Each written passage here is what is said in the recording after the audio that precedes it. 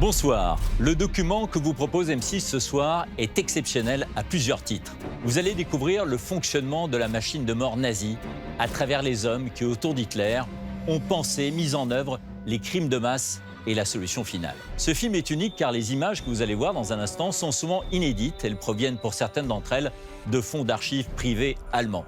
Plus de 70 ans après la libération des camps, les historiens s'aperçoivent que ceux que l'on a appelés les apôtres du mal ont été à la fois les idéologues et les exécuteurs de l'horreur nazie. Dans son entreprise de destruction, Hitler n'était pas seul. Alors que le monde vit aujourd'hui dans la crainte du terrorisme islamiste et des crimes contre l'humanité commis au nom d'une autre idéologie dévastatrice, celle de Daesh et de ses prêcheurs de haine, ce film prend une résonance tout à fait particulière. Hitler et les apôtres du mal, c'est un document signé Fabien Vincent.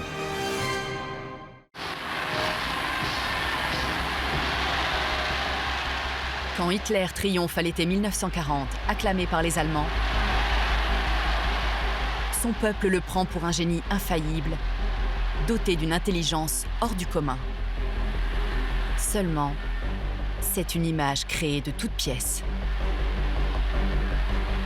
Le mythe d'Hitler qui est vendu aux Allemands, c'est le Führer qui sait tout, qui travaille jour et nuit, dont la lumière dans le bureau ne s'éteint jamais. C'est l'exact contraire de la réalité. Hitler est un dilettante, il ne travaille jamais vraiment. C'est quelqu'un qui n'a jamais travaillé.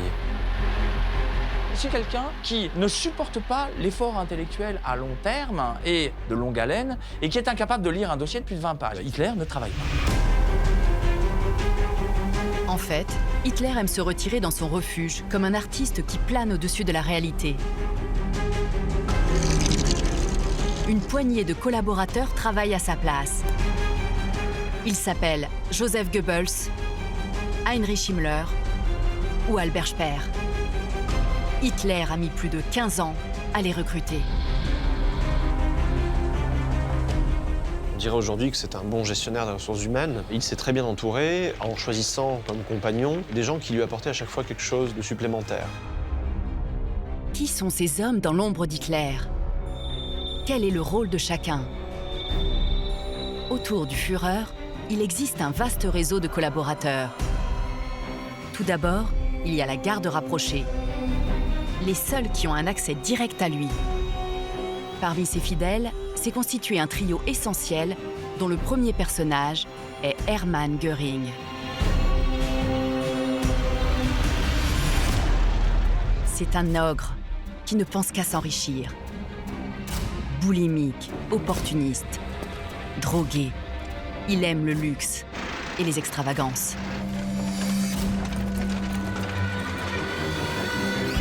Le deuxième, Joseph Goebbels, est un écrivain raté. Son handicap à la jambe le complexe. Il se venge par une haine radicale. Il ne vit qu'à travers son idole, Hitler. Le troisième, Heinrich Himmler, est un petit bourgeois, froid, borné, méticuleux. Un homme lisse qui deviendra l'assassin du siècle en organisant ce que les nazis appellent la solution finale. Le deuxième cercle est composé d'hommes plus jeunes et plus ambitieux qui rejoignent Hitler dans les années 30 quand il accède au pouvoir et distribue les ministères. Parmi eux, Albert Speer va se hisser au sommet. Sous les traits d'un architecte distingué, il est en fait un grand manipulateur qui partage les rêves mégalomanes d'Hitler, prêt à tout pour devenir son préféré. Enfin, en bas de l'échelle, il y a les exécutants sur le terrain, les fonctionnaires du Troisième Reich qui commettent les crimes et les atrocités. Comme Rudolf Höss, le commandant du camp d'Auschwitz-Birkenau, totalement froid et méprisant. Ce père de famille, installé avec sa femme et ses 5 enfants dans une maison en bordure du camp, organisera l'extermination de 1 100 000 personnes. À ses côtés, le docteur Joseph Mengele. Il est en charge d'expériences médicales. Il incarne la cruauté des nazis. Sans pitié pour ses victimes, ce médecin SS procède aux pires mutilations dans les camps, y compris sur des enfants. Sans eux, les pires crimes n'auraient pas été possibles. Pour plaire à Hitler, ils sont en compétition. Autour d'Hitler, ils se détestent tous. C'est même un mode de fonctionnement de cette petite communauté-là, encouragée d'ailleurs par Hitler, qui suscite les rivalités, la concurrence et l'émulation.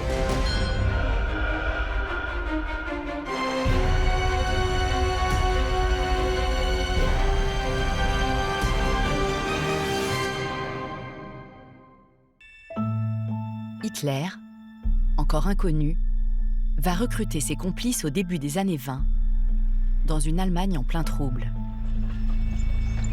Les vaincus de la Première Guerre mondiale n'ont plus qu'une armée réduite à 100 000 hommes. Alors partout, d'anciens soldats constituent encore des groupes de mercenaires.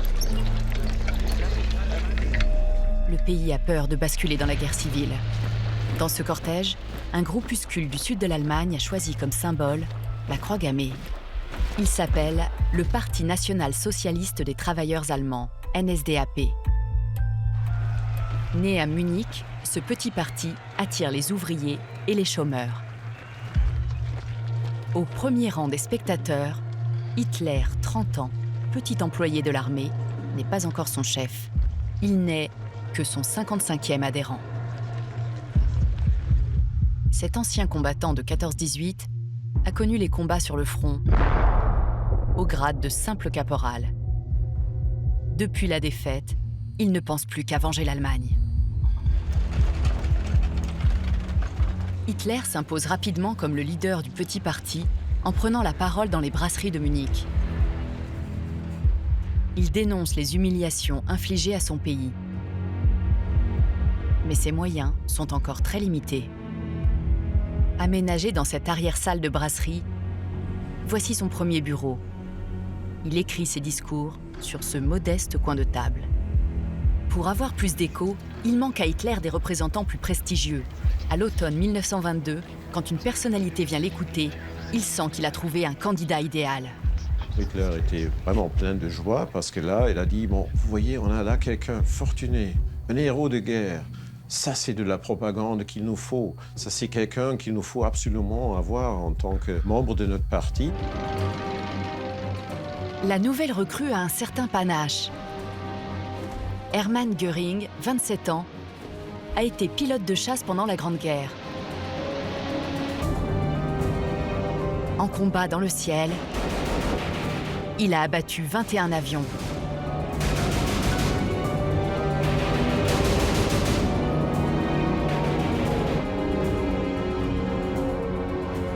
Hermann Göring a même été décoré pour sa bravoure de la Croix pour le mérite, la plus haute distinction de l'armée. C'était pratiquement les seuls héros que la propagande allemande a mis en avant. On a fait des cartes postales et tout le monde en Allemagne avait plus ou moins connaissance des exploits de tel ou tel officier. Et c'est pour cela que Göring était quelqu'un qui était très connu, avec des décorations. C'est vraiment un personnage à ce moment-là. Après-guerre, comme l'aviation militaire allemande est dissoute, il est sans emploi. Mais aux yeux d'Hitler, Göring présente un autre intérêt. Il a des relations haut placées. Göring lui a apporté son prestige et son réseau social, considérable. L'as de l'aviation a épousé une femme fortunée. Karin von Fock est issue de la noblesse suédoise. Ils se sont rencontrés dans le château familial près de Stockholm. Le couple fréquente l'aristocratie et justement, Hitler a besoin de donateurs pour financer son petit mouvement. Dès son entrée dans le parti, Göring est immédiatement propulsé à la tête de la milice armée, appelée SA. Moins d'un an plus tard à Munich, le parti nazi veut prendre le pouvoir par un coup d'État. Pendant ce putsch de novembre 1923, une fusillade éclate entre les nazis et la police.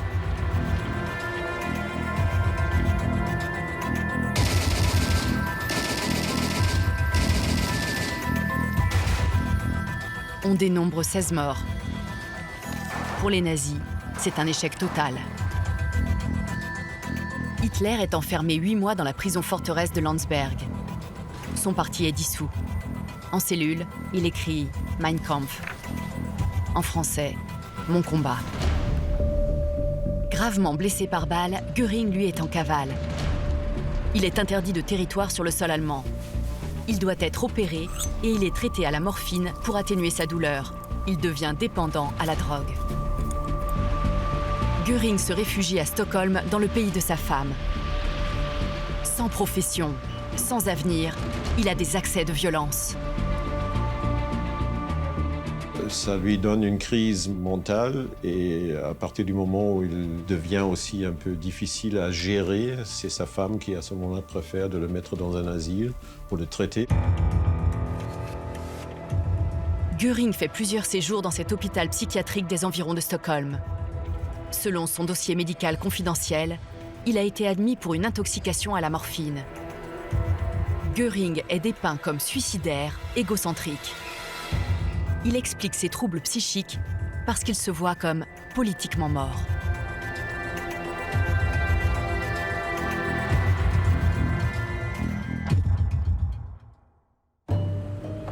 Mais l'année suivante, il renaît de ses cendres.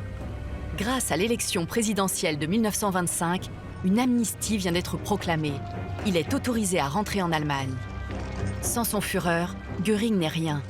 Il espère reprendre sa place de chef dans le parti, mais le courant ne passe plus avec Hitler. Hitler, au début, n'était pas tellement chaud à revoir son ex-chef des SA, parce que maintenant, il dispose d'un autre chef des SA. Alors Göring rappelle à Hitler les services qu'il lui a rendus. Il a dit, moi, j'ai tout perdu, j'étais toujours votre plus fidèle collaborateur. Alors dans ce cas-là, c'est maintenant à vous de me montrer un petit peu votre reconnaissance. Hitler a besoin d'hommes dévoués, et il lui trouve une nouvelle place. Göring ne va plus se battre dans les rues, mais il doit conquérir les salons mondains. Il va lutter pour retrouver son rang.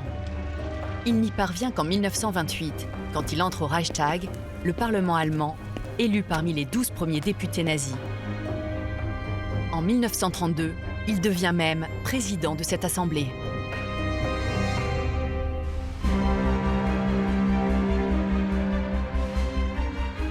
Le deuxième complice qu'Hitler recrute voit sa carrière dans le nazisme s'envoler à l'âge de 29 ans. Hitler commence par confier à Joseph Goebbels une mission très délicate. Il l'envoie à Berlin, la capitale de l'Allemagne. Avec ses 4 millions d'habitants, c'est à l'époque la plus grande métropole d'Europe. Elle se compose d'immenses faubourgs où s'entassent les ouvriers. On la surnomme Berlin la Rouge, parce que les communistes en ont fait leur bastion.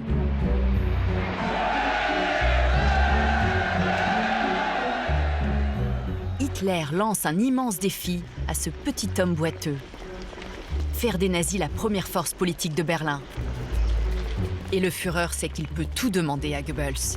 C'est un homme en quête éperdue de reconnaissance, il est affamé de reconnaissance. Il la trouve en Hitler, qu'il considère comme étant un homme effectivement charismatique, intelligent, supérieur, et envers lequel il développe une relation quasiment amoureuse. Il se trouve dans une dépendance affective réelle à l'égard de Hitler, dont il quête la reconnaissance, les gestes amicaux, les mots aimables. Goebbels doit tout à Hitler, car jusqu'à leur rencontre, sa vie n'a été qu'une succession d'échecs. Atteint d'une maladie dans la petite enfance, Goebbels est handicapé à la jambe. Il en a honte. Pendant la Première Guerre mondiale, il a rêvé de devenir soldat. Pour expliquer son infirmité, il préfère mentir. Il masque son handicap en masquant l'origine, en disant « voilà, j'ai été blessé pendant la Grande Guerre, je suis un héros de la Grande Guerre ». Or, il n'a pas combattu pendant la Grande Guerre, tout simplement parce qu'il n'a pas été enrôlé. Docteur en littérature de l'université, écrivain sans succès, il n'a pas trouvé d'emploi à la hauteur de ses ambitions. Goebbels a travaillé 9 mois comme petit employé de banque avant de démissionner. Seul Hitler donne du sens à sa vie. Donc il n'est plus le petit employé de banque, il n'est plus le petit écrivaillon éconduit par les grands éditeurs. Il est maintenant le chef du parti nazi pour une zone qui est quand même importante, qui est celle de la capitale du Reich. À son arrivée à Berlin, le nouveau chef ne trouve qu'une centaine de membres actifs et de petits bureaux. Tout est à construire. Goebbels commence par créer un journal, l'Angriff, l'attaque en français. Et pour faire parler des nazis, il choisit une stratégie radicale, attiser la haine. Moins d'une semaine après son arrivée, Goebbels envoie ses gros bras défier les communistes dans leur quartier. De violentes bagarres éclatent. Des arrestations massives ont lieu. La police interdit le parti nazi dans la capitale du Reich. Mais peu importe pour Goebbels, le mouvement se nourrit du scandale.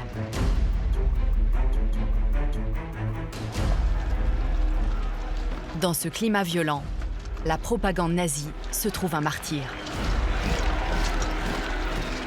En 1930, un jeune militant, Horst Wessel, a été poignardé à mort par un communiste. En présence d'Hitler et de Göring, ces funérailles en grande pompe donnent l'occasion d'une démonstration de force impressionnante pour les nazis. Et Goebbels ne cesse de jeter de l'huile sur le feu.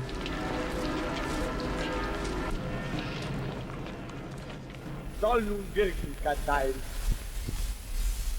Vor einem Sturm marschiert ein junger deutscher Arbeiter, aufrecht, stolz.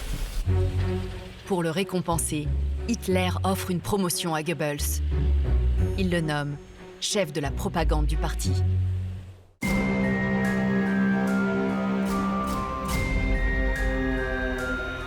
Le troisième homme de la garde rapprochée d'Hitler n'a pas le profil habituel des ouvriers et des chômeurs qui rejoignent le nazisme. Heinrich Himmler est un jeune bourgeois, obsédé par la supériorité de la race germanique. Au siège du parti, à Munich, dans ce film de propagande datant de 1929, Himmler est ce jeune homme à lunettes. Il apparaît encore comme un petit secrétaire subalterne aux ordres de son chef. Les autres ne perçoivent pas ses ambitions.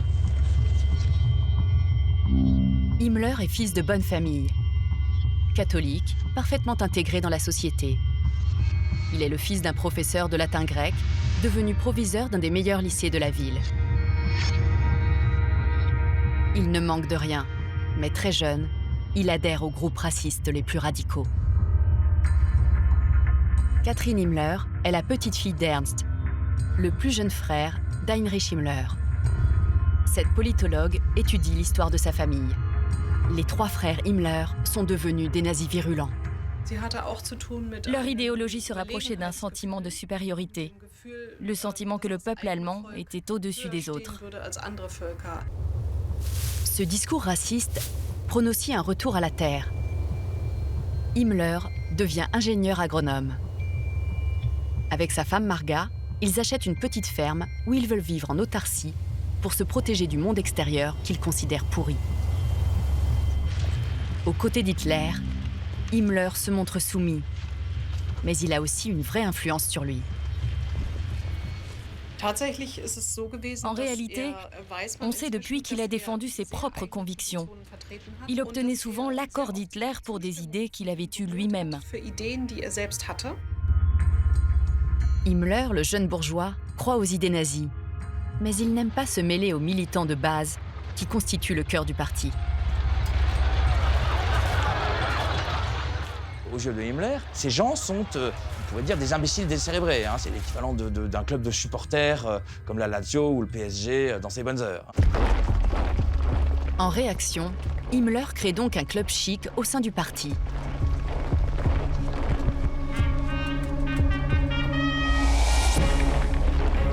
Ces hommes en noir disciplinés formeront une élite sous son autorité.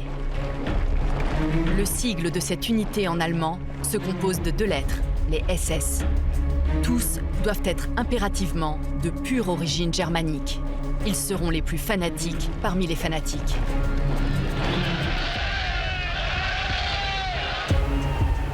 Quand ce soir de 1933, Adolf Hitler est nommé chancelier d'Allemagne, une nouvelle fois, il ne veut pas travailler comme son rôle l'exigerait. Il n'aime pas du tout d'être obligé pratiquement de travailler tous les jours, de 9h à 17h. Pour lui, c'est impossible. Lorsqu'il a commencé, entre guillemets, sa carrière de chancelier, à partir de quelques jours, il a tout de suite insisté que ce n'est pas à lui de travailler. Une fois au pouvoir, le partage des rôles entre ses complices va faire des gagnants et des perdants. Goebbels ne devient pas tout de suite ministre. Quant à Göring, il triomphe. Hitler le fait entrer dans son premier gouvernement dès 1933. Et personne ne va accumuler autant de titres que lui. En 12 années de pouvoir, il suffit de voir la variété de ses uniformes. Président de Prusse, grand veneur du Reich, ministre de l'air, maréchal d'Empire. Une débauche de décoration qui déclenche la jalousie de son grand rival, Joseph Goebbels. Goebbels, au début, est assez sceptique sur le rôle de Göring. Il le décrit très bien comme étant une insupportable baudruche, boursouflée, bouffie de fatuité, de vanité, un jouisseur vulgaire, un beauf en fait, un nouveau riche qui veut du clinquant, qui se pavane dans des uniformes ridicules, chamarré de médailles, de fourragères, enfin c'est un pantin à ses yeux. Seulement Göring est aussi un homme à poigne. Il installe la dictature dès 1933. Quand le Reichstag prend feu dans des conditions mystérieuses, Göring, le président de l'Assemblée, attribue l'incendie aux communistes et se fait menaçant. Ich werde mit eisernem Besen auskehren und alle diejenigen, die ausschließlich wegen ihrer roten oder schwarzen Gesinnung und zur Unterdrückung aller nationalen Bestrebungen in Amt und Würden sitzen, hinausfegen. Une vague de répression s'abat sur l'Allemagne. Plus de 3000 opposants au nazisme sont arrêtés sans jugement. Göring crée une nouvelle police politique, la Gestapo. Dès 1933, le premier camp de concentration ouvre à Dachau. Les opposants sont soumis aux travaux forcés. Göring gagne des points dans l'estime d'Hitler. Göring a à chaque fois la une lorsqu'Hitler cherche quelqu'un pour confier un travail difficile à un de ses collaborateurs. Mais Joseph Goebbels finit lui aussi par recevoir un poste taillé sur mesure, un grand ministère pour la propagande. L'écrivain frustré a maintenant le pouvoir de choisir les livres autorisés et d'interdire les autres. Les livres des écrivains juifs ou des auteurs jugés dégénérés sont brûlés dans de grandes cérémonies publiques. Comme ce soir de mai 1933, près de l'université de Berlin. Und deshalb tu dir gut daran, diese mitternächtige Stunde, den Ungeist der Vergangenheit, den Flammen anzuvertrauen. Und der kommende deutsche Mensch wird nicht nur ein Mensch des Buches, sondern auch ein Mensch des Charakters sein. Und dazu wollen wir euch erziehen. Il est aussi un antisémite fanatique. Quand les nazis arrivent au pouvoir, les juifs ne représentent en Allemagne que 0,8% de la population. Mais Goebbels imagine une façon de les persécuter. Des camions circulent dans les rues pour propager un message.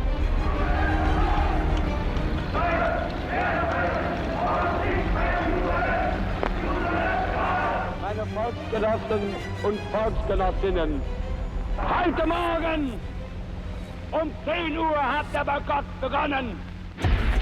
Les magasins tenus par des juifs sont pointés du doigt. Et les nazis dissuadent fermement les clients d'entrer.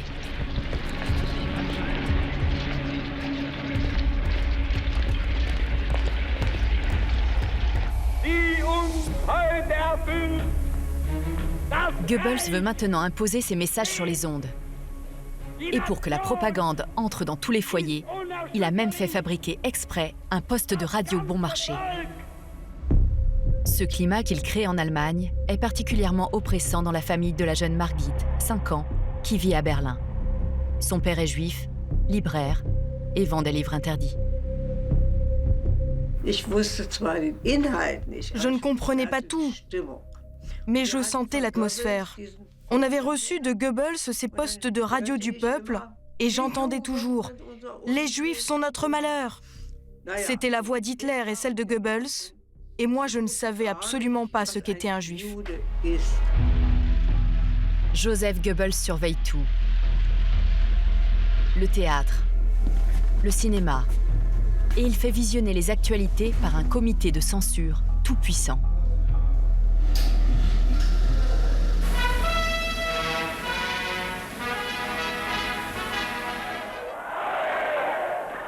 Goebbels orchestre aussi une mise en scène monumentale du régime.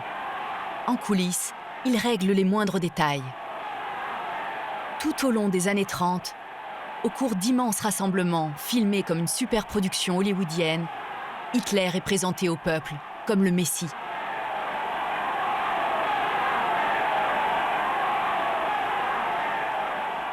La carrière de Joseph Goebbels est à son apogée, mais son caractère tourmenté va reprendre le dessus.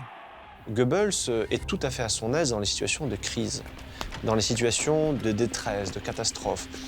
Là, il n'est pas à son aise. Il a besoin de bruit, de fureur. La tempête pour Goebbels va venir de sa vie privée. Il a épousé Magda en 1931, avec comme témoin de mariage Adolf Hitler. Leurs enfants sont utilisés au fil du temps par la propagande. Les Goebbels forment la famille modèle du régime. Lieber Papi, die Soldaten, siehst du uns hier auch marschieren. Und du hast es schon erraten, wir sind da und gratulieren, weil du heute Geburtstag hast. Helmut! Les prénoms des 6 enfants commencent tous par la lettre H, en hommage à Hitler. Magda Goebbels, décorée par le régime, incarne la mère de famille nazie idéale. Et chaque année, une petite séquence est mise en scène pour célébrer l'anniversaire du père.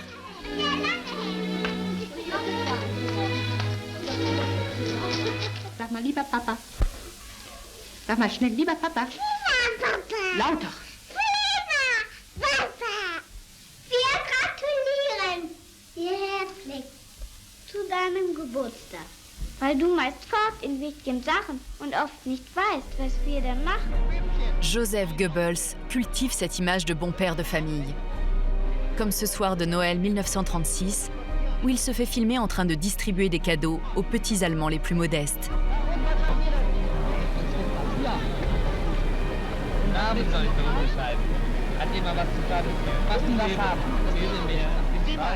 Seulement, la réalité n'a rien à voir avec cette image parfaite. Goebbels est connu pour multiplier les aventures. Il a besoin de divertissement, il a besoin d'action, il a besoin d'événements. Comme il aime le cinéma, comme il s'y connaît très bien, comme il a une grande culture artistique, il participe. Une des manières de participer à la vie du cinéma, c'est de faire des castings et de dire « Ah bah, mademoiselle, passez donc prendre le thé ». Il est connu pour être, je cite son surnom dans le milieu cinématographique, le bouc de Babelsberg. Babelsberg, c'est le Hollywood allemand, c'est sur les studios près de Potsdam, le bouc de Babelsberg. En 1936, Goebbels noue une idylle amoureuse avec une starlette de 22 ans, Lida Barova.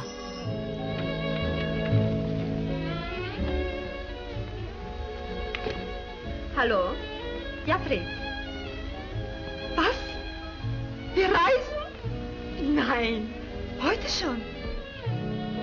C'est un faux pas qui va avoir des répercussions sur la carrière de Goebbels. Pour mettre un terme à cette liaison scandaleuse, son épouse Magda, désespérée, menace de divorcer. Elle se confie à l'ami le plus proche du couple, Adolf Hitler.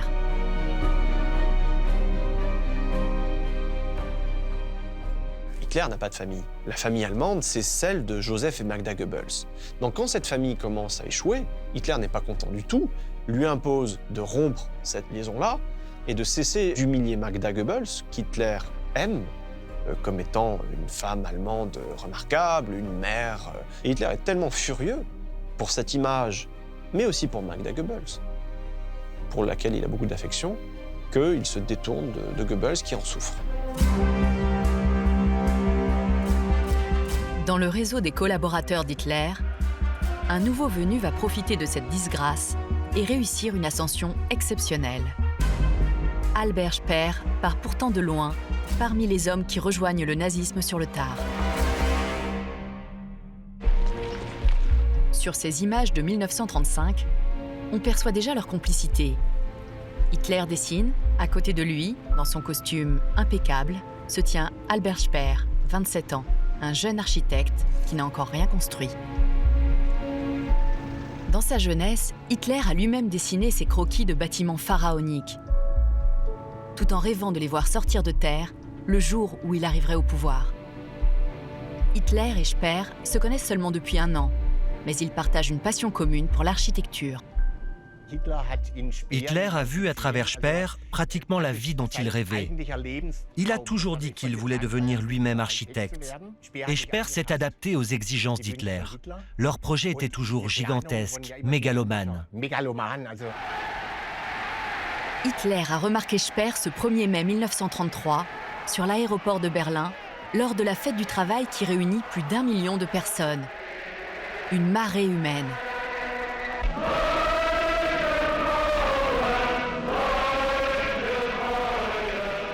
Hitler est fasciné par les festivités qui se terminent par un feu d'artifice grandiose, où son visage crépite au-dessus de l'Assemblée. L'organisation est signée par Albert Speer, ce grand bourgeois qui vient d'adhérer au parti nazi et à qui Goebbels a passé ses premières commandes. C'est Goebbels qui a présenté Speer à Hitler. Mais naturellement, avec le temps, est née une rivalité. Goebbels a toujours trouvé très important de faire partie de l'entourage d'Hitler. Et bien sûr, dans ce cas-là, Speer devenait un rival. Très vite, Speer occupe une place privilégiée auprès d'Hitler. Contrairement à Goebbels, il est l'invité permanent de son repère dans la montagne. Tous les deux apprécient le même style pompeux qui vient de l'Antiquité. Tout d'abord, Speer est l'architecte de l'immense champ de parade de Nuremberg, copié sur un temple dédié à Zeus. Pour les congrès du parti, cette esplanade peut accueillir plus de 340 000 personnes. Speer construit ensuite au pied de la Tour Eiffel le pavillon allemand, installé pour l'exposition de Paris en 1937. Cette même année, Hitler va lui passer la commande du siècle. Germania, la future capitale de son empire. Ce chantier démesuré doit durer jusqu'en 1950. Il s'agit de reconstruire Berlin.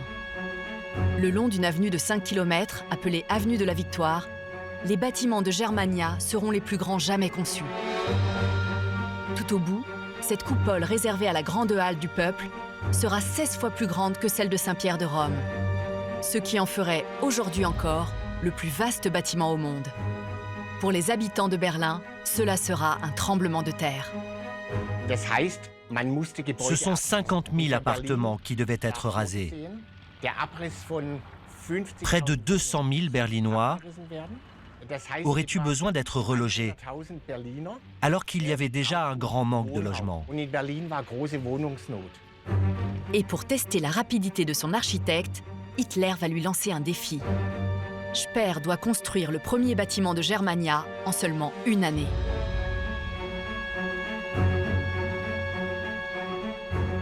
« 8 000 ouvriers venus de toute l'Allemagne travaillent en même temps jour et nuit.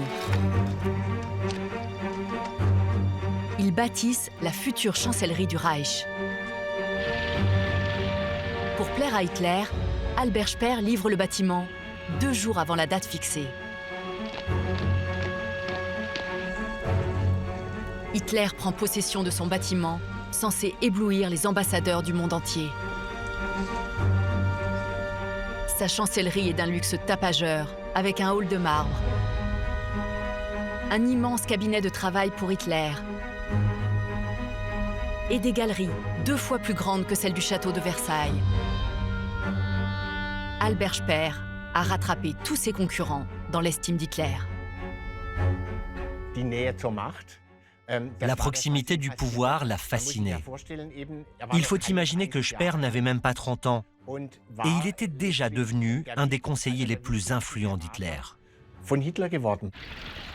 Pendant ce temps-là, à Munich, un des complices historiques d'Hitler, Himmler n'a pas reçu de ministère. Il est juste nommé chef de la police de Bavière. Prêt à tout, il va mener une épuration sanglante au sein du parti, connue sous le nom de Nuit des longs couteaux. C'est l'un des nombreux pas qu'il a accomplis vers le pouvoir. Hitler redoute alors la puissance d'un autre chef, Ernst Röhm. Très populaire, il dirige les SA, une puissante milice nazie reconnaissable à ses chemises brunes.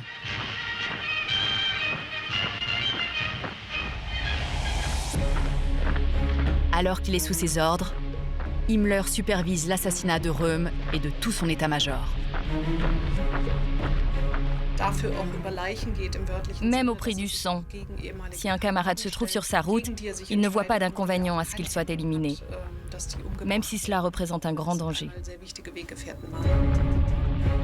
Et Himmler sort grand vainqueur de ce bain de sang. Son organisation, la SS, l'Ordre Noir, n'a désormais plus de rival. Himmler va pouvoir en faire bien plus qu'une simple milice. Pour lui, la SS est un véritable projet politique dont il a réussi à convaincre Hitler aussi. Himmler voue un culte à la race germanique. Il se réfère à un roi mort au Moyen-Âge. Il va se recueillir sur sa tombe. Et il présente Hitler comme son successeur à travers l'histoire. Dass wir dem Mann, der nach 1000 Jahren König Heinrichs menschliches und politisches Erbe in nie dagewesener Größe wieder aufnahm, unserem Führer Adolf Hitler, für Deutschland, für Germanien. Himmler veut construire une société nouvelle, profondément raciste, où les Germains de pure race seront les seuls maîtres pour les siècles à venir. Et pour que le sang de la race supérieure se reproduise à grande échelle,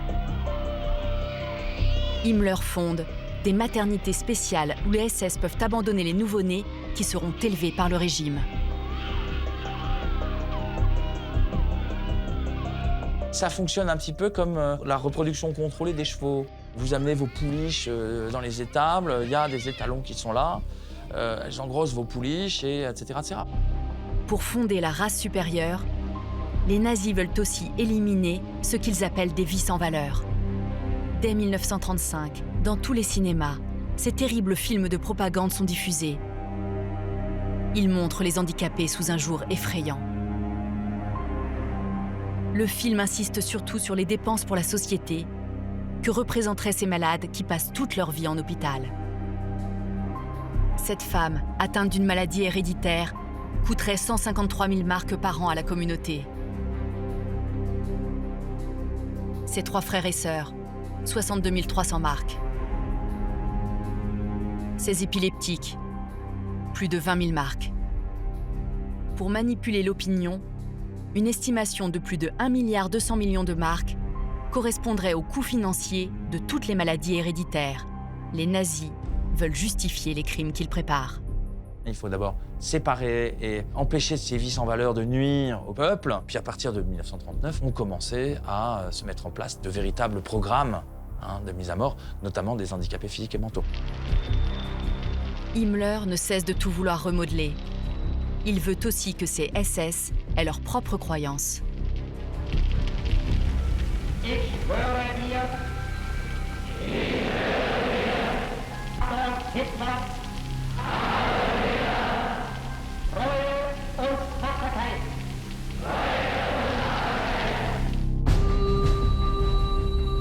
Des cérémonies étranges ont lieu dans les chapelles du château de Wewelsburg, le centre de formation des SS, avec ce soleil noir comme symbole occulte.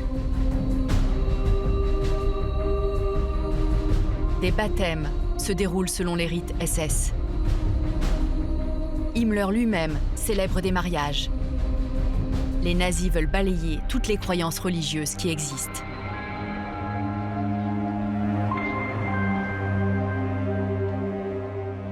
Si les nazis avaient gagné, il y aurait eu un nouveau calendrier, il y aurait eu de nouvelles fêtes et de nouvelles liturgies, un nouveau baptême, une nouvelle fête qui n'aurait pas été celle de Noël. C'est aussi ça, l'utopie nazie. C'est une révolution aussi importante et si globale qu'elle devait tout changer. Tout, y compris la croyance, et y compris Dieu. Dans le secret, au milieu des années 30, Hitler va prendre une décision stratégique qu'il partage d'abord avec son bras droit. Hitler lui-même fixe un programme qui, en gros, dit qu'il faut que l'Allemagne soit prête pour entrer en guerre dans 4 ans. Et pour réaliser ce programme, il crée une nouvelle administration avec un chef du plan de 4 ans, c'est Hermann Göring. Du jour au lendemain, en 1936, Hermann Göring est propulsé à la tête de l'industrie allemande. Son enveloppe financière est illimitée. Ses commandes mobilisent plus de 228 usines.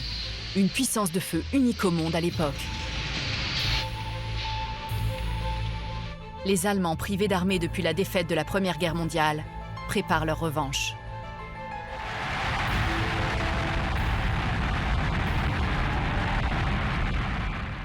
Meine lieben deutschen Volksgenossen und Volksgenossinnen, meine lieben Kampfkameraden, was ist nun eigentlich der zweite Vierjahresplan?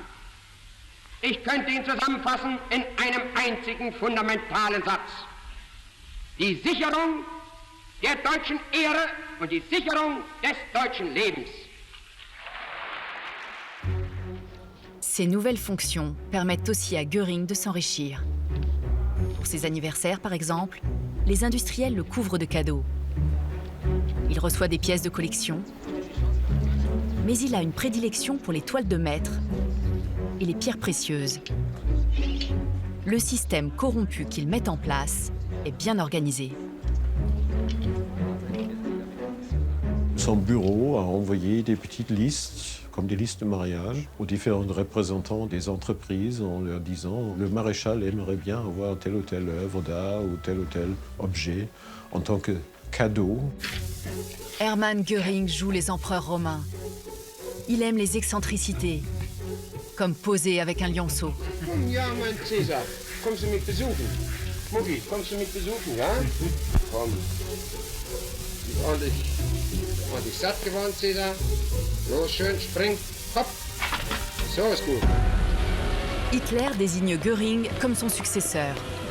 Depuis le décès de Karine, sa première femme morte d'un cancer, il manque aux Allemands une première dame. Alors son second mariage à Berlin est digne d'une tête couronnée. « 30 000 soldats jalonnent le parcours.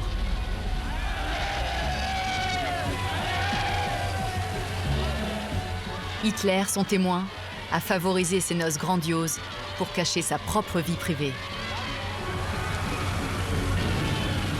Emma et Hermann Göring incarnent maintenant le couple officiel du régime. Ils représentent de plus en plus le pouvoir nazi dans les grandes occasions. Comme ici, lors d'une réception en l'honneur de Mussolini.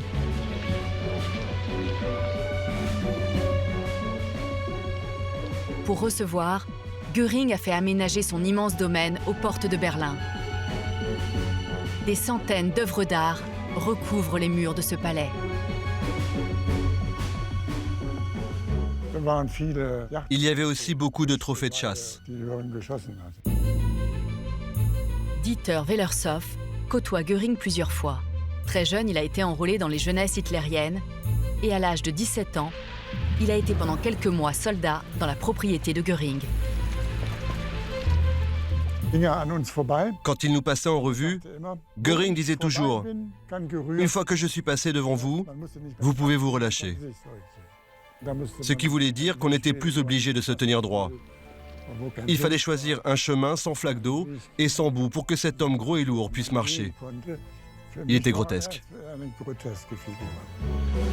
S'il occupe le premier plan de la scène, Göring a bien du mal à contenir Hitler. Le Führer est maintenant prêt à déclencher la guerre. Hitler assiste régulièrement à des répétitions de combats. Malgré ces immenses exercices en grandeur nature, Göring a toutes les peines à freiner son impatience, car il sait que le plan pour préparer l'Allemagne à la guerre a pris du retard. Il explique à ce moment-là à Hitler, vous voyez, l'Allemagne n'est pas encore prête. Pourtant, avec une année d'avance sur le plan qu'il a lui-même fixé, Hitler ordonne de passer à l'attaque. Il vit dans un film, il vit dans une pièce de théâtre, il est lui-même acteur,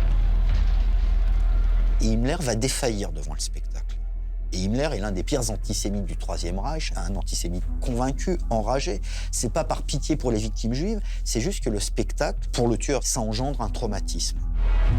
Aussi insupportable que cela puisse paraître, Himmler, en tant que grand chef des SS, ne s'inquiète que des traumatismes psychologiques pour ces hommes. Vous avez des hommes qui ne sont pas des tueurs nés. Et donc, il y a des différents pas à leur faire accepter avant qu'ils se mettent à tuer. À la suite de la tuerie à Minsk, Himmler va demander à ces hommes à Berlin de trouver la méthode pour épargner les tueurs. En 1941, différentes méthodes d'assassinat de masse cohabitent. Mais à la fin de l'année, un ordre venu d'Hitler en personne va unifier les procédures. Il exige l'extermination de tous les Juifs d'Europe. 3 ans plus tôt, Hitler avait prévenu, si la guerre devenait mondiale, il mettrait sa menace à exécution. Ich will heute wieder ein Prophet sein.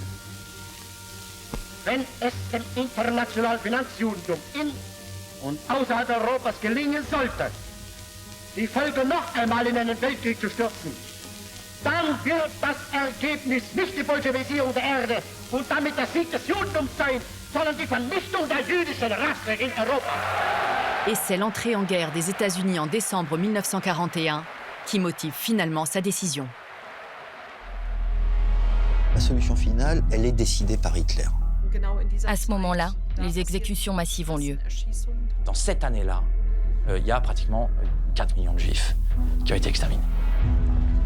Pour Himmler, il ne sera pas envisageable d'assassiner des millions de personnes par les fusillades de masse.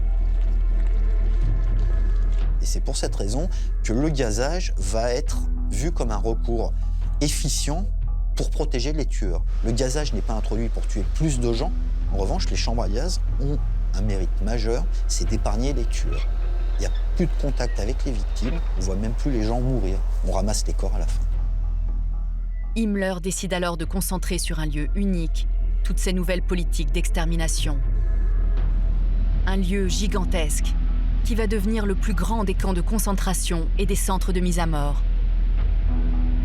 Un lieu vers lequel vont être déportées 1 300 000 personnes. 1, il faut que ça soit un lieu qui soit central dans l'Empire nazi. 2, il faut que ça soit bien relié à toutes les parties de l'Europe. Et 3, qu'il soit doté d'une filière de mise à mort qui soit extrêmement rapide et efficace. Le véritable nœud ferroviaire et central de l'Empire nazi qui va être choisi, c'est Auschwitz.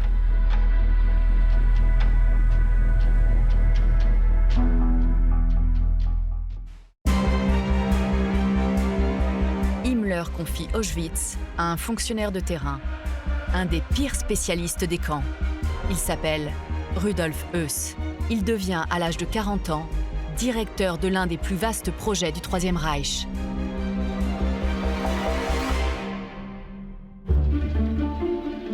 Ces images d'Auschwitz que nous connaissons sont celles de la libération du camp en 1945 par les soldats soviétiques.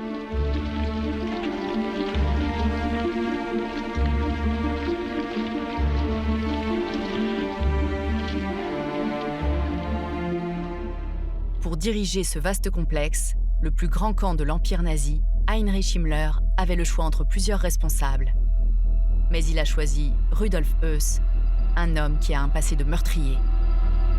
En 1923, Höss assassine un homme, un communiste, qui a été détenu en prison pendant 5 ans.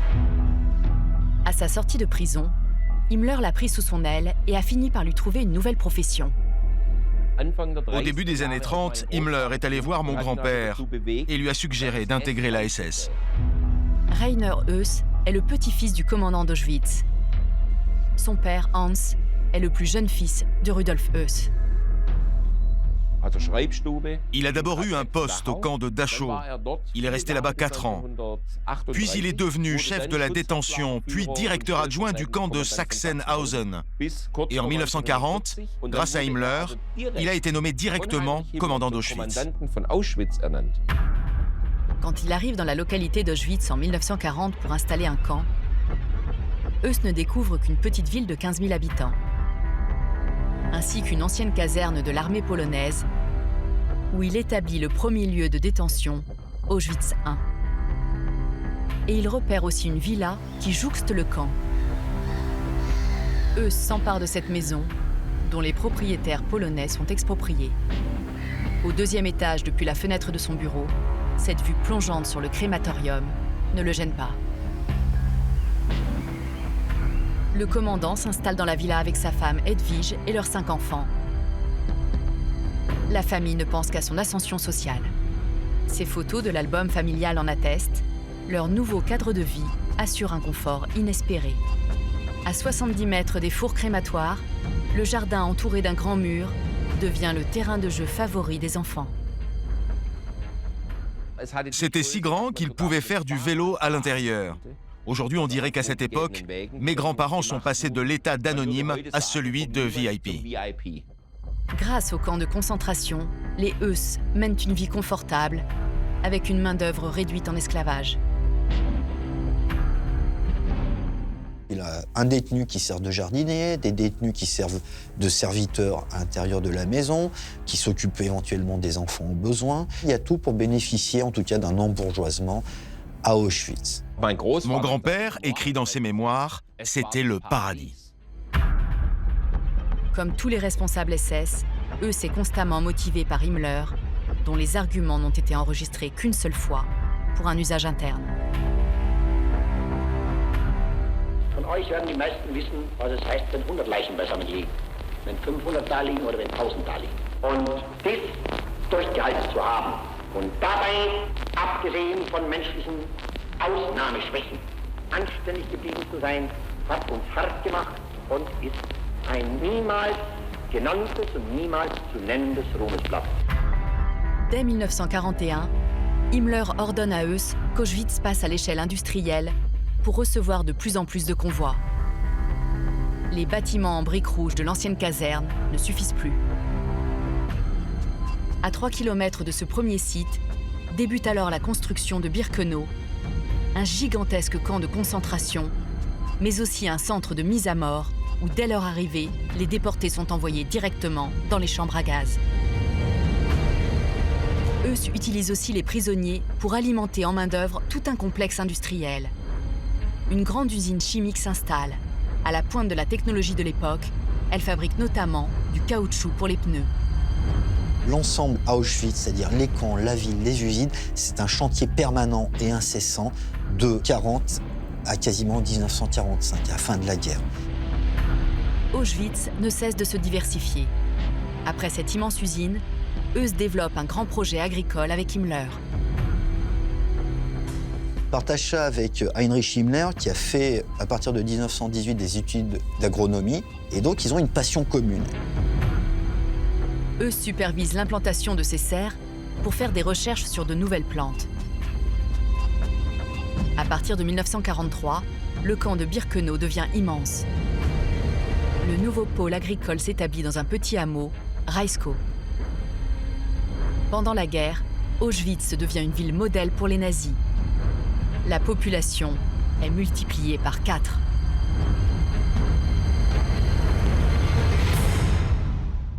Au sein du camp, aux côtés de Rudolf Höss, un autre grand criminel nazi profite aussi des convois qui arrivent à Auschwitz. Fils de riches industriels, le docteur Joseph Mengele mène des expériences médicales. Mengele mène des recherches officielles, dans un cadre officiel, le camp de concentration, mené d'une manière, comme à la boucherie. Dans les services médicaux des camps et les académies de médecine, les docteurs nazis procèdent à d'atroces mutilations, notamment sur les corps des déportés juifs et tziganes. Des médecins à qui on a donné tout pouvoir sur des individus qui sont plus relégués au rang d'êtres humains, mais au rang de matériaux humains, sur lequel on va procéder à toutes les recherches qu'on estime nécessaires pour faire progresser la médecine dans tel ou tel rayon. Les expériences du docteur Mengele nécessitent, elles, des enfants.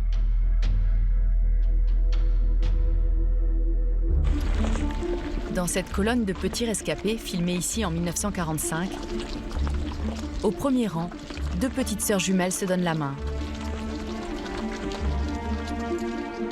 Juives de Hongrie, elles s'appellent Myriam et Eva, 11 ans à l'époque. Nous étions de petits enfants, des petites filles, âgées de 2 à 16 ans, affamées. Nous n'avions aucun droit, mais la féroce détermination de vivre un jour de plus. Lorsqu'elle débarque sur le quai d'Auschwitz-Birkenau en 1944 avec les 5 membres de sa famille, Eva doit, dès la descente du train, subir la sélection opérée par les SS, qui reçoivent les convois et travaillent pour Mengele. Un nazi courait et cria en allemand « Jumeaux, jumeaux !» Il a remarqué que nous étions habillés pareil, Myriam et moi. Il demanda à ma mère si nous étions jumelles. Et ma mère répondit « Est-ce que c'est bon pour elle ?» Le nazi dit oui. Aussitôt, un autre nazi poussa ma mère dans une direction et nous dans l'autre. Elle pleurait et nous pleurions. Dépouillés de leurs affaires, 4 membres de sa famille sont envoyés à la chambre à gaz. Si Eva et sa sœur survivent, c'est pour être utilisées par les expériences du docteur Mengele. Chaque jour, elles sont conduites au service médical du camp qu'il dirige. Il me prenait un peu de sang dans le bras gauche et il me faisait au minimum 5 injections par jour dans le bras droit. Ce qu'il y avait dans ces injections, on ne le savait pas à l'époque. Et malheureusement, je ne le sais toujours pas aujourd'hui. Ces injections rendent Eva gravement malade et occasionnent une très forte fièvre. Le lendemain, le docteur Mengele est venu avec 4 autres médecins. Il ne m'a pas examinée, il a juste regardé ma courbe de température et il a déclaré en riant sur un ton sarcastique « Dommage, elle est si jeune et elle n'a plus que 2 semaines à vivre. » Ces expériences de Mengele sur les jumeaux, des actes de torture, jouent un rôle stratégique pour les nazis. Au cœur même de l'idéologie nazie, il y a cette idée que le sang arien est rare et tout doit être fait pour promouvoir la reproduction et permettre la croissance de la population aryenne. Et donc, il faut essayer de trouver une méthode qui permette des naissances de jumeaux ou de triplés. Ils essayaient d'accoupler entre eux les jumeaux en âge de se reproduire pour voir si la fille tombait enceinte et si elle allait avoir des jumeaux à son tour. Ils voulaient accroître la race aryenne. Eva et sa sœur survivent, atteintes à jamais de graves déficiences physiques. 1 100 000 personnes périssent à Auschwitz. Mais à partir de la fin 1941, Hitler et ses complices connaissent leur premier revers. Göring considère que mener la guerre en même temps à l'ouest et à l'est de l'Europe est une folie. Mais encore une fois, il n'affronte pas Hitler. Göring, au début, était très sceptique en ce qui concerne une offensive vers l'Est. Et là, il se rend très vite compte qu'apparemment, Hitler a pris sa décision. Et ça, c'est la règle pour Göring. Si Hitler a pris une décision, c'est à lui d'obéir aux ordres. Mais c'est Göring qui avait raison.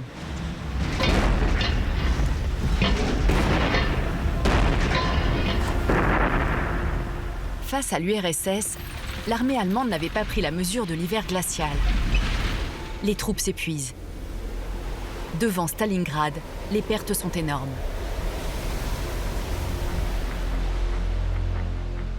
À cette époque, le jeune Dieter est passé des jeunesses hitlériennes au front russe, où il combat dans la division Hermann Göring. Le jeune soldat n'a que 17 ans. Ce que j'ai appris des adultes qui étaient là, c'est que Göring avait un avis différent d'Hitler. Il ne voulait pas la guerre. Et lors d'une conversation avec Hitler, Göring a dit « Nous ne voulons pas jouer un jeu de hasard ». Hitler a répondu « Je n'ai toujours joué qu'au jeu de hasard ». Engagés dans de multiples combats, les Allemands manquent de l'armement nécessaire.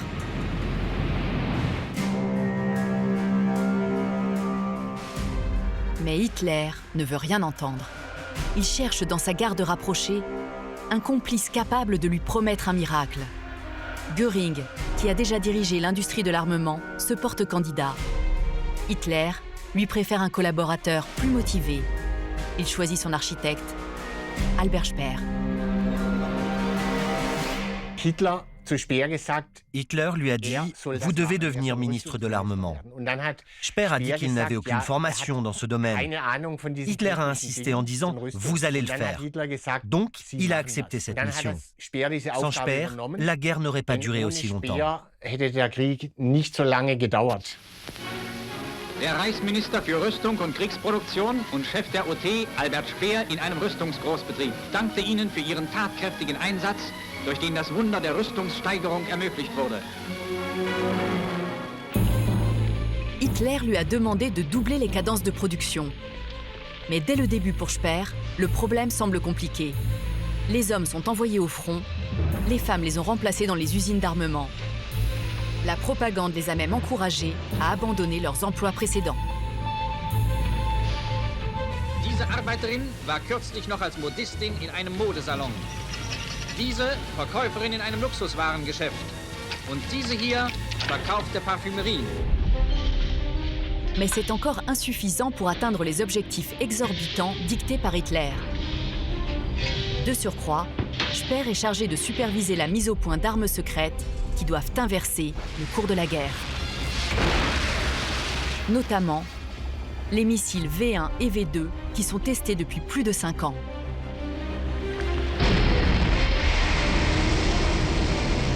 Ces premiers missiles balistiques de l'histoire seraient capables de frapper l'Angleterre.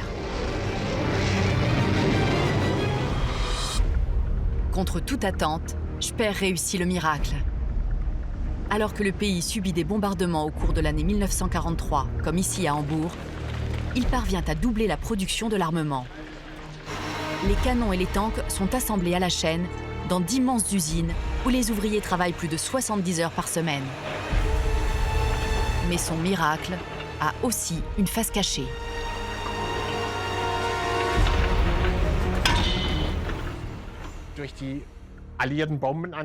En raison des bombardements alliés, les centres-villes étaient détruits et certains sites industriels également. C'est à ce moment-là qu'est venue l'idée d'installer la production sous terre. Au centre de l'Allemagne, dans une région de forêt à 150 km d'Hanovre, un projet tentaculaire va être enfoui sous cette colline.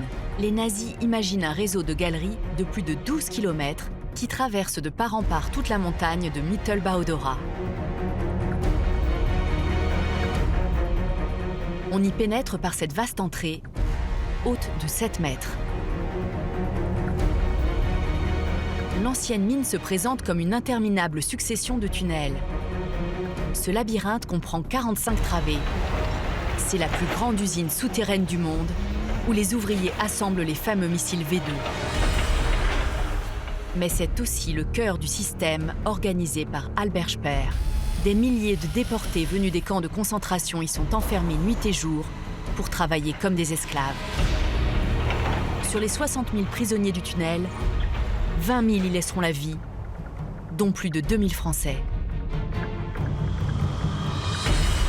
Albert Speer dira toujours ne rien savoir de ces conditions de vie barbares qui rendent possible son miracle. Hitler le considère comme un génie de l'organisation. Il le décore. L'ambition de Speer irrite ses rivaux. Speer a réussi à instrumentaliser le système des camps pour l'industrie de l'armement. On sait qu'en dehors d'Hitler, Himmler craignait particulièrement un rival. Il s'agissait de Speer, parce qu'il arrivait toujours à s'imposer auprès d'Hitler. Le miracle de Speer ne suffit pas. Les nouvelles qui arrivent du front russe sont de plus en plus catastrophiques pour les Allemands. 200 000 soldats sont faits prisonniers.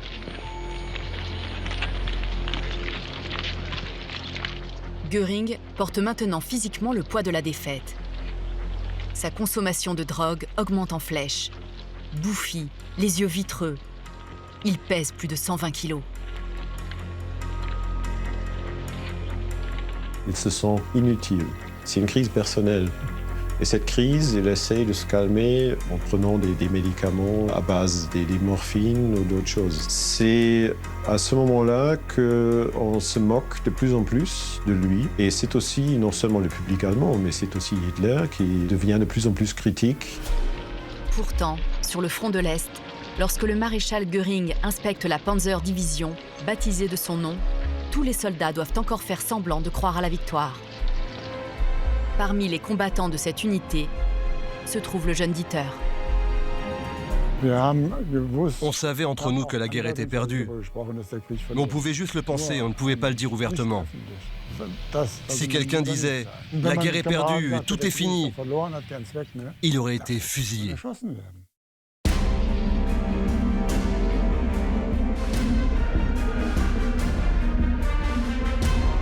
Pour freiner cette démotivation, Hitler a besoin d'un collaborateur capable d'enrôler les Allemands derrière lui. C'est l'heure pour le plus fanatique de ses complices de revenir en pleine lumière.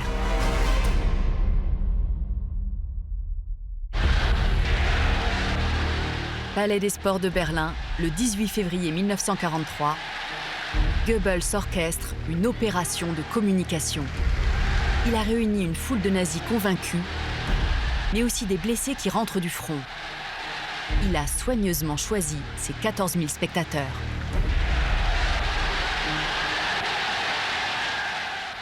Engländer behaupten, das deutsche Volk wehrt sich gegen die totalen Kriegsmaßnahmen der Regierung. Es will nicht den totalen Krieg, sagen die Engländer, sondern die Kapitulation. Wollt ihr den totalen Krieg? Il crée un climat d'hystérie en Allemagne.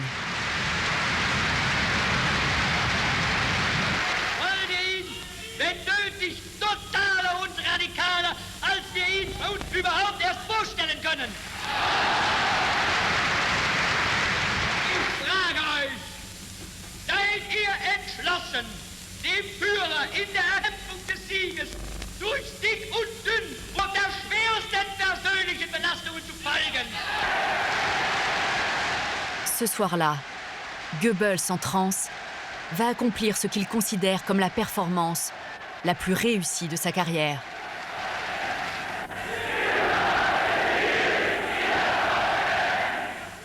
L'Allemagne doit se sacrifier jusqu'au dernier. L'Allemagne ne capitulera jamais. Goebbels est suffisamment intelligent pour se rendre compte que la situation est difficile, peut-être désespérée. Si la victoire est possible, ce sera grâce à l'énergie, à la volonté, au sens du sacrifice. Si la défaite est inéluctable, eh bien, les nazis disparaîtront avec un tel vacarme, un tel fracas, une telle apocalypse, que du moins, ils s'immortaliseront par leur sacrifice. Son éternel rival Göring est enfin disgracié. Il revient au premier plan. Goebbels se déploie alors une énergie hors du commun. Il visite les sinistrés des villes bombardées, écoute les plaintes, remet des médailles et court les soupes populaires. Il va revenir pleinement au premier plan, comme une sorte de vice-Hitler, au fond, de deuxième Hitler, au bénéfice de la catastrophe. Goebbels élargit aussi l'âge de la mobilisation pour tous les Allemands. Les hommes sont désormais enrôlés jusqu'à 60 ans. Et l'âge des plus jeunes est abaissé à seulement 16 ans.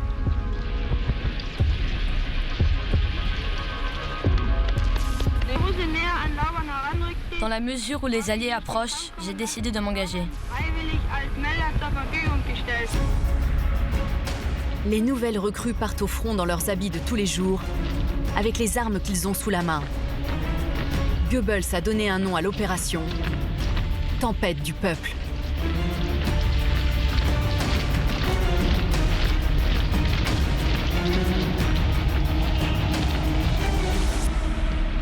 Mais dans Berlin en ruine, où les habitants sont réduits pour manger à fouiller dans les ordures, une nouvelle de plus va ébranler le moral des nazis.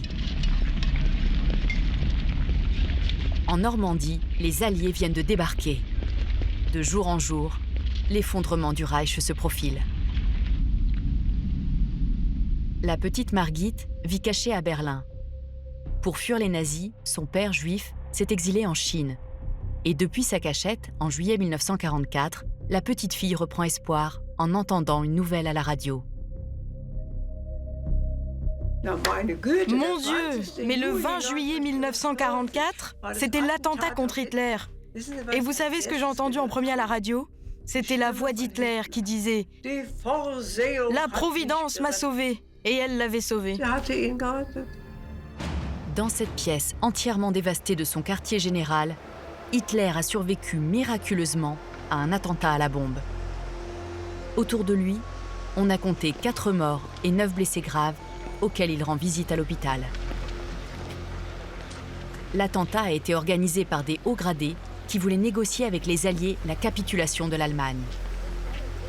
Ce complot contre Hitler déclenche des milliers d'arrestations, de tortures et d'assassinats. Speer, Himmler, Göring, Goebbels savent maintenant tous ce qu'ils risquent s'ils le trahissent. Mais ils vont faire des choix très différents.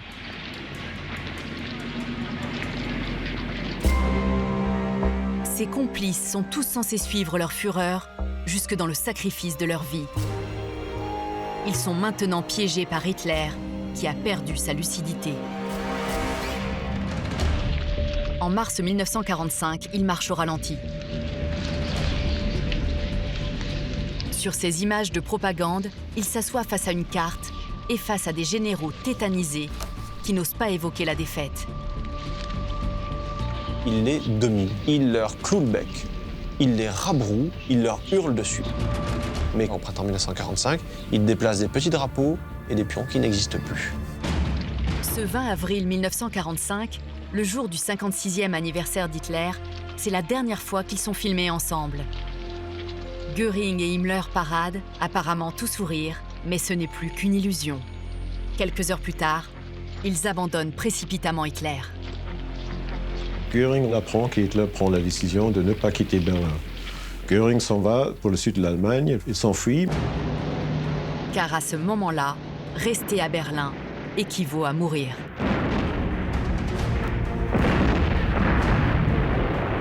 Les soldats soviétiques écrasent la ville sous les bombes.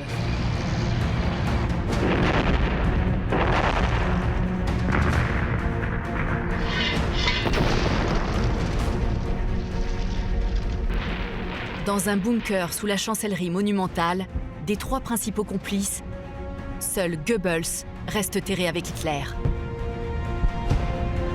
Si ça mène au suicide, à la mort, à la défaite, ce n'est pas grave, parce que le docteur Goebbels, propagandiste en chef, aura travaillé à la mise en scène de cette mort, de telle sorte que pour les siècles des siècles, le mythe de cette mort, de ce sacrifice, de cette disparition résonnera.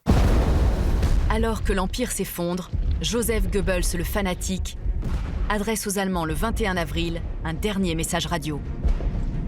Die Stunde eurer Bewährung ist da. Ich bleibe mit meinen Mitarbeitern selbstverständlich in Berlin. Auch meine Frau und meine Kinder sind hier und bleiben hier. Alors que la ville est aux mains des Soviétiques, le 30 avril 1945 à 15h, Hitler se suicide. Selon ses dernières volontés, il désigne Joseph Goebbels comme son successeur officiel. Mais Goebbels n'est chancelier que quelques heures. Quand les Soviétiques arrivent dans les jardins de la chancellerie, ils découvrent les corps calcinés de Joseph et Magda Goebbels avec les cadavres de leurs 6 enfants qu'ils ont empoisonnés avant de se suicider. Avec Magda Goebbels, son épouse, ils sont d'accord pour dire qu'il n'y a pas d'avenir, il n'y a pas de monde possible sans le nazisme. Donc ils assassinent leurs enfants, ils éteignent la génération d'après. C'est fini. Partout en Allemagne, les Alliés découvrent la même scène. Des milliers de nazis anonymes ne veulent pas se rendre et se suicident en famille. Contrairement à Goebbels, Himmler et Göring, eux, sont prêts à négocier. Himmler et Göring restent des politiques jusqu'au bout. C'est-à-dire des gens qui laissent toutes les options ouvertes, qui calculent et qui veulent survivre. Hermann Göring s'est réfugié dans sa résidence à la frontière de l'Allemagne et de l'Autriche. Avant sa mort, Hitler l'a limogé. Le Führer l'avait désigné comme son successeur. Alors, le 23 avril 1945, Göring lui avait envoyé ce télégramme classé confidentiel où il s'était proposé de le remplacer. Si des négociations s'avèrent nécessaires, je serai en meilleure position que vous à Berlin. Là, il demande à Hitler, si vous êtes plus capable de prendre des décisions, c'est maintenant à moi de prendre vos fonctions. Hitler a considéré ce télégramme comme une grave trahison. Et c'est pour cela que Göring est destitué de toutes ses fonctions. Finalement, en mai 1945, Göring se rend aux Américains.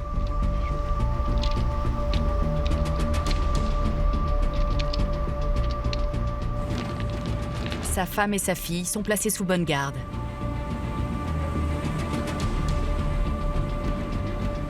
Göring est encore persuadé qu'il va pouvoir négocier une reddition avec les honneurs. Il est maréchal, le plus haut grade militaire, mais on lui annonce qu'il va être traité comme un criminel.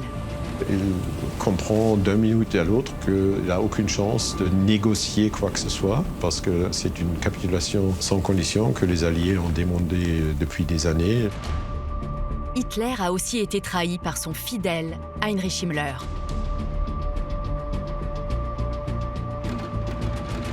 Le chef des SS est en fuite. Depuis le mois de février 1945, pour sauver sa tête, Himmler est entré secrètement en contact avec les Alliés pour négocier la capitulation. Il a même autorisé ses bus blancs de la Croix-Rouge à sauver plus de 13 000 prisonniers qu'il a fait libérer des camps.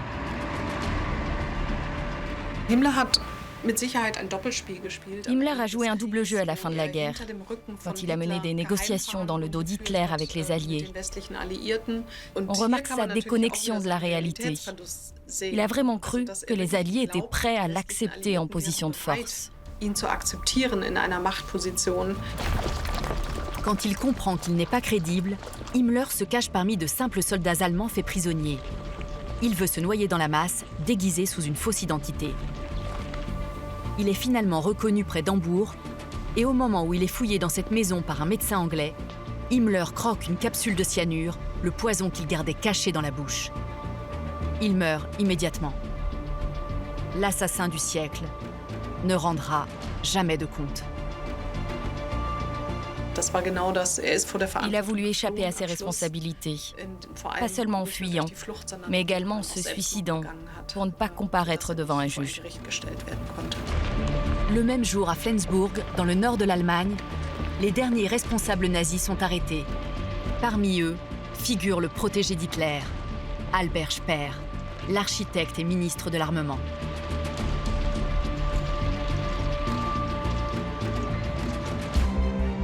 À l'été 1945, parmi les complices de la garde rapprochée d'Hitler, seuls Göring et Speer sont encore en vie. En bas de l'échelle, Heuss a aussi survécu. Ils vont répondre de leurs crimes face au juge. Ils pensent encore s'en sortir vivants.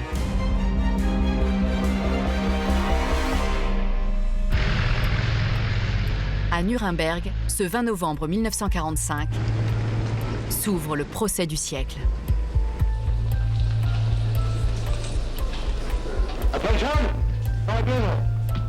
Ces magistrats américains, anglais, russes et français doivent juger les 24 plus grands criminels nazis encore en vie. Tous risquent la peine de mort. Et pour la première fois de l'histoire, ils devront répondre d'un nouveau crime, le crime contre l'humanité. L'accusé numéro 1 est Hermann Göring. Aminci, guéri de sa dépendance à la drogue, il se sent particulièrement combatif. Il était vraiment en pleine forme à ce moment-là. Il a vraiment pris ce procès comme un combat. Hermann Wilhelm Göring. Dès l'ouverture du procès, Göring veut s'imposer. Selon la procédure américaine, les accusés doivent juste plaider coupable ou non coupable. Mais lui a préparé une longue tirade. Bevor ich die Frage des Gerichtshofes beantworte, ob ich mich schuldig oder nicht schuldig bekenne. Le président le rappelle à l'ordre. I informed the court that defendants were not entitled to make a statement. You must plead guilty or not guilty. Ich bekenne mich im Sinne der Anklage nicht schuldig. Après lui, tous les accusés plaideront non coupables à leur tour. Ich bekenne mich nicht schuldig. Nicht schuldig. Nein. Pendant le procès, Göring occupe le centre de l'attention. il pense encore échapper à la peine de mort par sa stratégie. Il veut défendre le projet d'Hitler pour l'Allemagne. Son idée, c'était pratiquement vraiment à ce moment-là de justifier son fureur.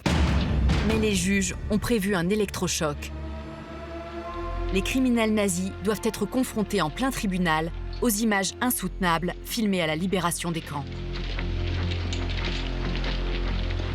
Des images tournées par les Américains et les Russes pour témoigner à jamais des atrocités organisées par les accusés.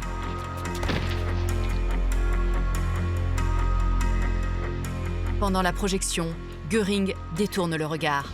Il comprend que sa défense s'écroule. Vu les images sur l'écran, il avait très peu de chances de réussir avec son idée d'expliquer et de justifier ce qui s'est passé pendant 12 ans en Allemagne. Le témoignage glaçant de Rudolf Höss, le commandant du camp d'Auschwitz, va encore accabler les accusés. Die Häftlinge wurden zwar streng behandelt, aber an eine methodische. Jusqu'au bout, ils défendent le régime nazi. Mais à Nuremberg, un seul va renier ses convictions et prétendre ne rien savoir de l'Holocauste. C'est pourtant un des plus proches d'Hitler, Albert Speer, l'architecte.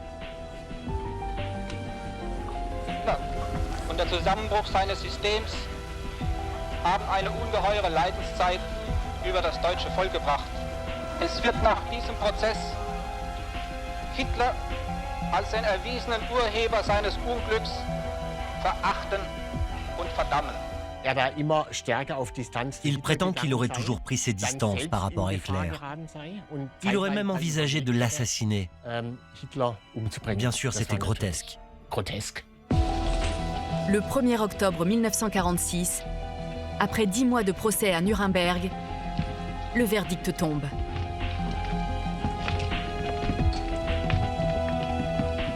Defendant Hermann Wilhelm Göring, the International Military Tribunal sentences you to death by hanging. 12 accusés sont condamnés à mort par pendaison.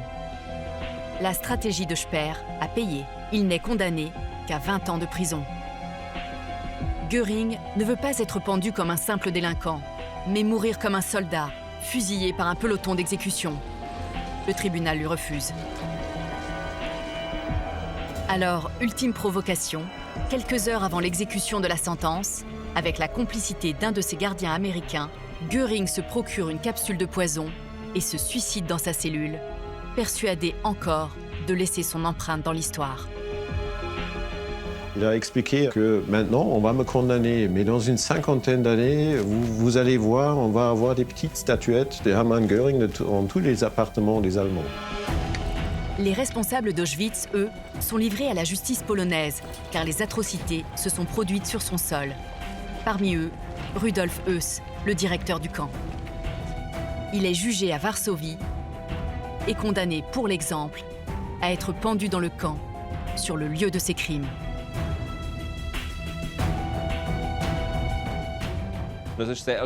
C'est effrayant de voir la froideur de ses sentiments. Il n'exprime pas vraiment de regret au sujet de ces assassinats. Pour lui, il ne faisait qu'obéir aux ordres. Les années passent.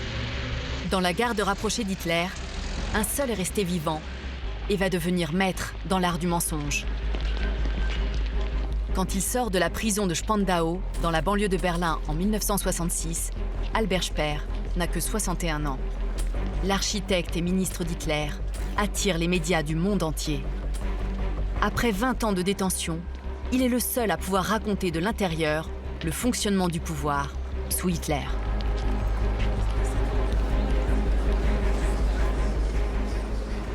Lorsque Speer est sorti de prison, il avait déjà signé un contrat très lucratif pour écrire ses mémoires. Depuis 2 ans, Albert Speer est devenu un auteur à succès. Ses mémoires écrits en prison sont traduits en 14 langues et se sont vendus à plus d'1 million d'exemplaires. C'est une star. Speer est interviewé sur tous les plateaux de télévision du monde entier. Pourquoi est-ce que Hitler, lui, a fait de vous un de ses amis? Hitler n'a jamais eu des amis. Et je disais au procès de Nuremberg, que si Hitler aurait eu des amis, j'étais un de ses amis. Peut-être que je réalise son rêve de sa jeunesse. Il continue à se présenter comme un architecte qui n'a pas eu connaissance des pires crimes du régime. D'après ses affirmations, il n'a rien su de l'extermination des Juifs. Mais dans les années 70, Speer est peu à peu rattrapé par des révélations sur son implication dans l'Holocauste. Notamment, on sait, grâce à cette photo, qu'il a visité en 1943 le camp de Mauthausen, où plus de 200 000 personnes sont mortes, et qu'il a entendu Himmler évoquer l'extermination des Juifs. Si on avait su tout ce qu'on sait aujourd'hui, il aurait été condamné à mort à Nuremberg. C'était une personnalité très dangereuse. Sous un masque bourgeois, il cachait sa vraie nature de politicien glacial. Albert Speer échappera jusqu'au bout à la vérité. Le dernier proche d'Hitler meurt dans son lit d'une crise cardiaque en 1981. Joseph Mengele, le médecin d'Auschwitz, surnommé l'ange de la mort, meurt en 1979 au Brésil, sans jamais avoir été rattrapé par la justice. Aucun de ces grands criminels qui ont tant travaillé à la place d'Hitler n'a aujourd'hui de tombe. Leurs cendres ont été éparpillées ou leurs dépouilles enterrées anonymement pour éviter tout rassemblement de nostalgiques. Leurs traces disparaissent peu à peu. Au bout de ce chemin perdu dans la forêt, sans indication, ces ruines laissées à l'abandon sont celles de la maison préférée d'Adolf Hitler, où tous ses complices se rencontraient.